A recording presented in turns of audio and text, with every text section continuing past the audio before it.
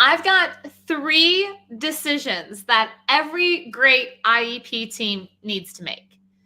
I can guarantee you that these 3 decisions can truly change the entire atmosphere at an IEP meeting. It can change the future of a child who has an IEP. For those of you that don't know, I'm Catherine Witcher. I'm founder of the Master IEP Coach Mentorship, and I love to help parents and teachers work together through the IEP process to build IEPs that work in the real world. The entire purpose of an IEP is not just to provide an appropriate education for each child who has an IEP, but also to meet a child's unique needs and prepare them for further education, employment, and independent living. That takes a lot of work. That's why you're all so tired.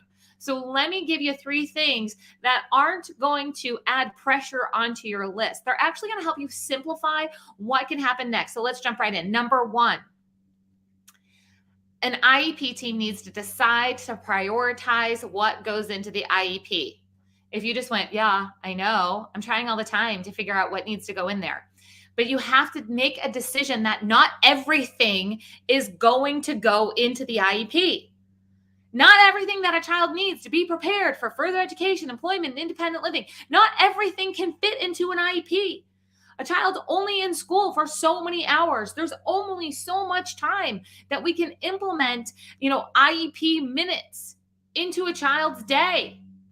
So we have this limited time at school, and we have to prioritize what is going to have the most impact, both short term and long term. And how we decide that is really important. It's important for an IEP team to make the decision to prioritize by taking in multiple data points and multiple perspectives, which means that things like a parent input statement, a parent vision statement, parent educational concerns, whatever you want to call it. Okay, first of all, I'm going to tell you, no matter what state you're in, that section exists and it needs to be magnified within the IEP process, because the parent perspective is so very important, not just because of what's happening right now in the child's life, but they're the ones who are going to be making decisions long term.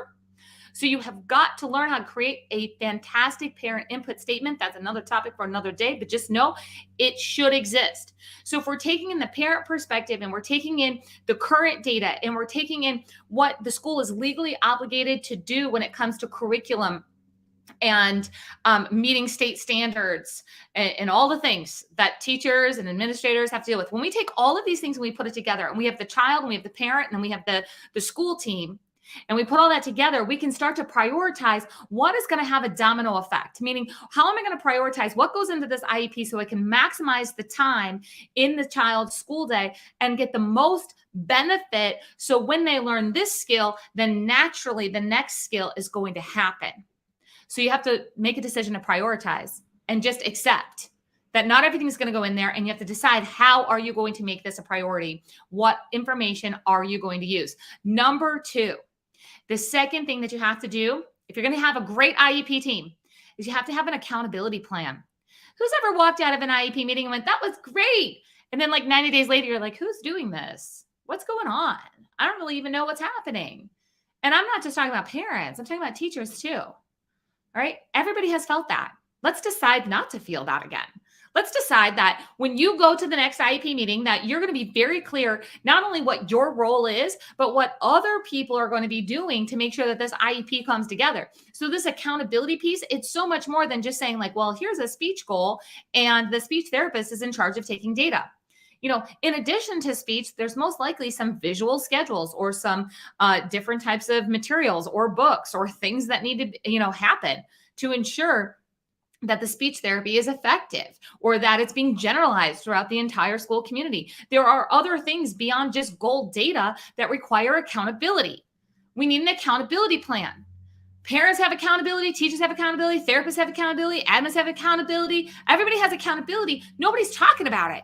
Nobody's talking about it and then saying like, okay, who's doing what? And then writing it down. Write it down.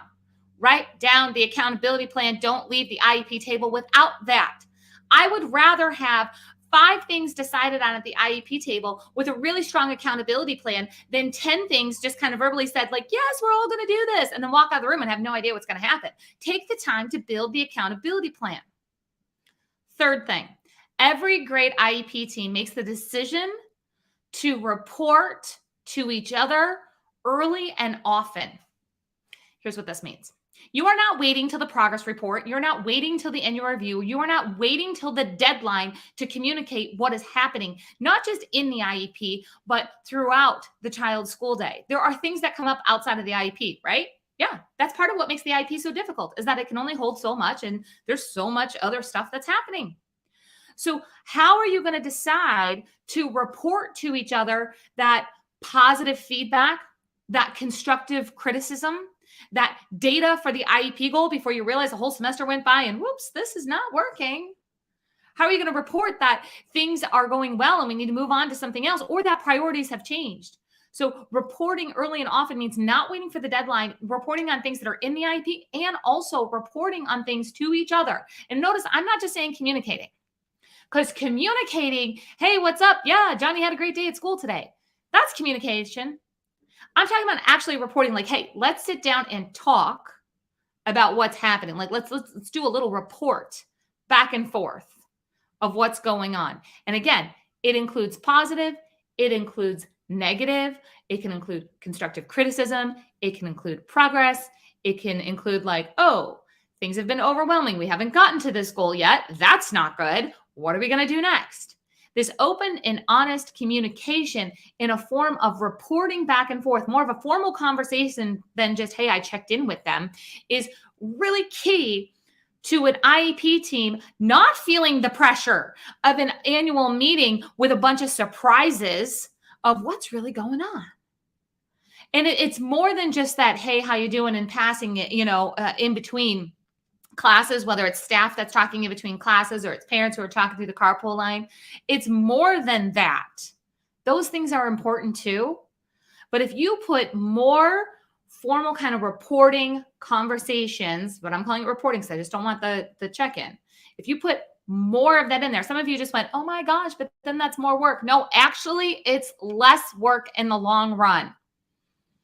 Because those hours and hours and hours and those tears that you've cried and that exhaustion that you've felt and that overwhelm that steals your day, these three things help you eliminate.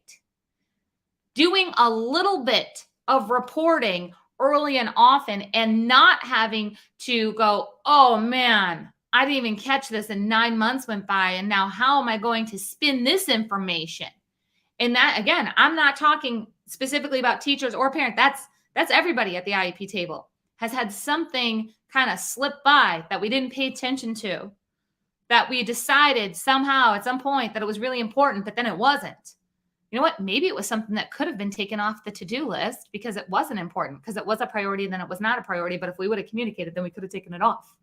There's so many different ways that this plays out in a way where it ends up being less work. So I want to encourage you, take these 3 steps starting now. So make the decision to prioritize.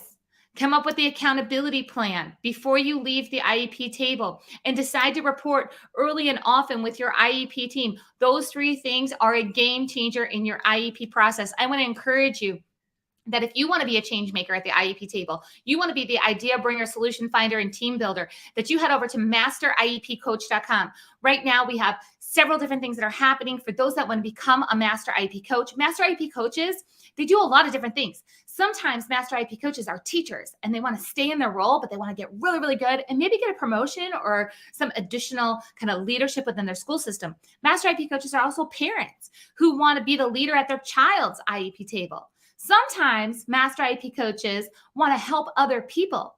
They want to create some income by becoming a special education consultant, or they want to become a speaker, or they want to sit at IEP tables helping others, parents and teachers, build IEPs that work. I show you how to do all of that inside of the Master IEP Coach mentorship. You can see that at masteriepcoach.com. We even have opportunities for you to learn online 100% because, hello, you have a busy schedule. Or if you're like, I can hop on a plane and leave for a weekend and go learn about IEPs and figure out how to become a Master IEP Coach and make a difference. We've got live conferences that are happening around the country. Our next one is in Milwaukee in July. It's amazing. I'm going to take you guys on a cruise boat down the river, Milwaukee River, into Lake Michigan and have a taco bar. We're going to talk IEPs. We're going to learn about how to build a business that employs adults with disabilities.